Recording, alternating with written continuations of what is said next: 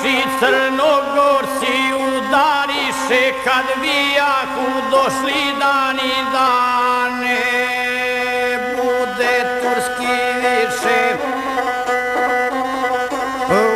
U logoru crnogorskom pokraj Kule Lekovića neko knjazu okleveta popa Mila Jovovića. A knjaz Mila dozivaše u prisustvu svih vojvoda, pa mu reče: pope Milo, nici vino, nici voda. Planu Milo kao munja, poleće mu sablji ruka, dva oka ko strijele sijevnoše u Hajduka. Vojvode se uplašiše od izgleda Vuka Gorskog, da oružje ne potegne na vladara Crnogorskog. Kao da mu oštri mačem srce muško rasiječe, pa zavika: gospodaru, Bog sa tobom, šta to reče?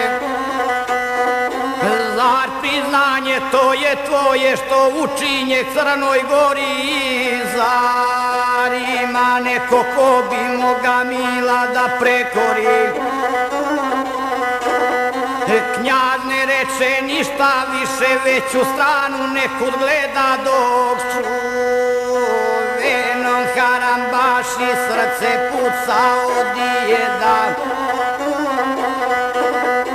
Pa se s teškom ljutnjom bori, savlađuje, bije Suse, a na prsi zlatne toke od dijeda tresu mu se.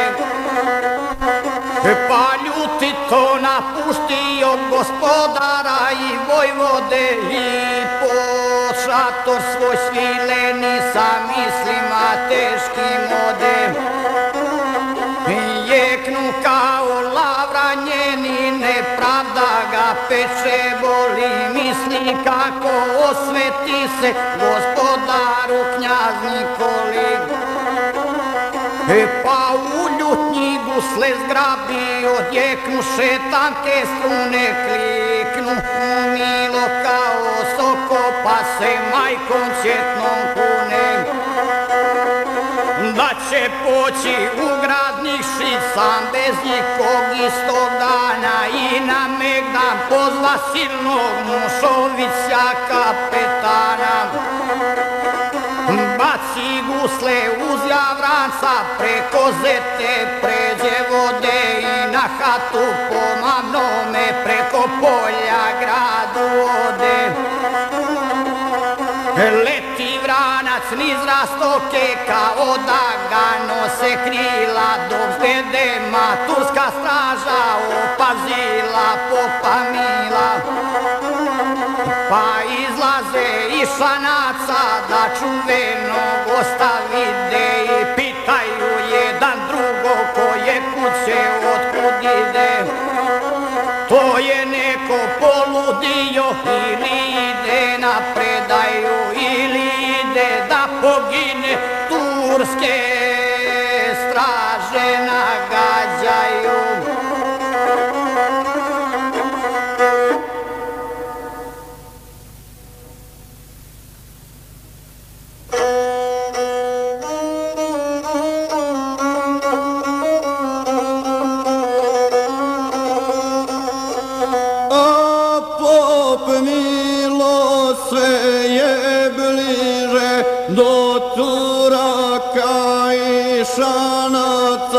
Pod sobom je zamorio bijesnoga svoga vranca, kao što mu dolikuje bira turske porodice na najtvrđe Ildešance, na najljuće gradske zlice.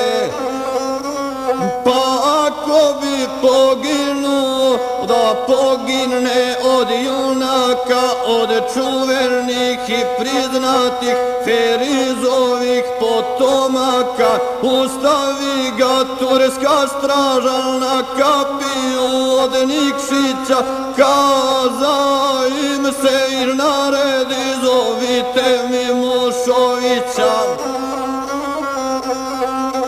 Kada čuše Turci koje otrčaše kapetanu, malo zatim i Mušović na kapiju gradsku banu.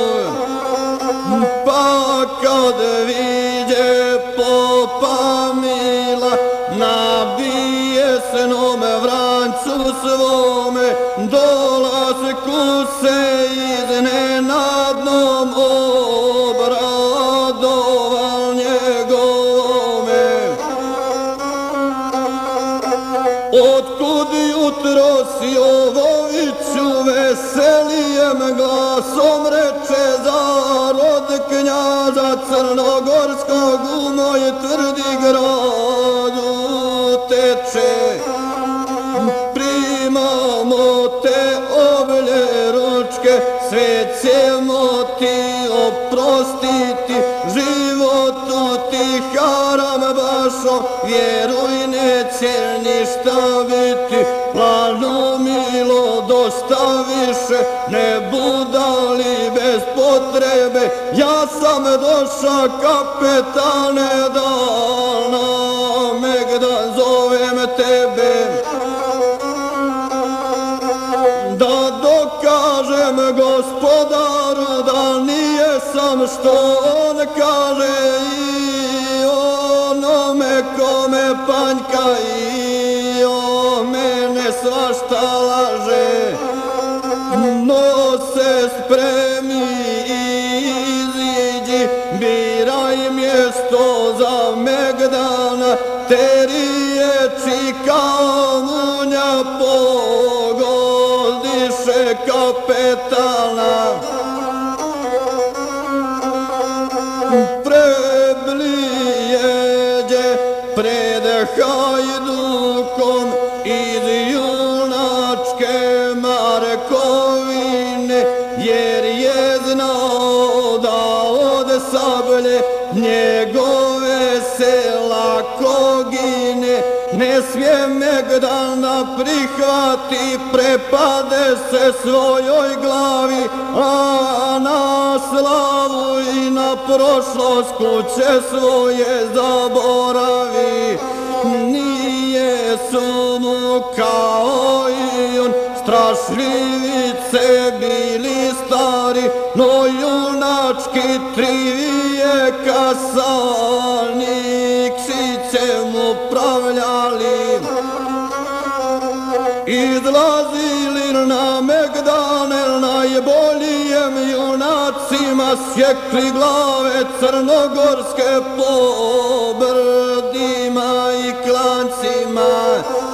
Danas sablja moja gina na Česlavu kuće ove, nema srca da pozivu junačkom se odazove, već u strahu kukavički znak na kolu straži dade, je kruplotun sa glavice pop pogođen s konja pade.